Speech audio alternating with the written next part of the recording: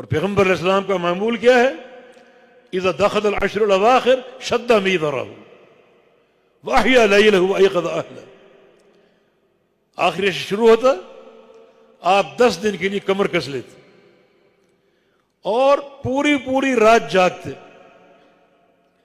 اور اپنے اہل کو بھی جگاتے، کیونکہ نبی علیہ السلام کے سامنے وہ حقائق ہے جو ہمارے سامنے نہیں. پوری رات کیوں جاگتے ہمیں اس کا ایک پورا اندازہ نہیں ہو سکتا. ایک عمل کی ایک تڑپ آپ کے اندر موجود ہے.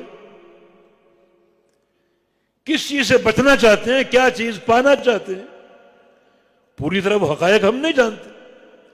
کیونکہ نبی علیہ السلام کا ارشاد گرامی لو انکم تعلمون ما اعلم لضحکتم قلیلا ولبکیتم کثیرا وما ضاجعتم نساءکم علی فرشکم. جو کچھ میں جانتا ہوں اگر تم جان لو تمہارا ہنسنا بند ہو جائے، رونے بیٹھ جاؤ، بستروں کی لذتیں بھول جاؤ. تو آپ کے سامنے حقائق ہیں. پوری رات جاگنا کس لیے؟ یہ بڑا ایک طویل ساعتوں کا سفر ہے. رمضان کا مہینہ بڑا بابرکت، پھر خاص طور پہ آخری عشرہ بابرکت، پھر خاص طور پہ 5 طاق راتیں بابرکت ہیں.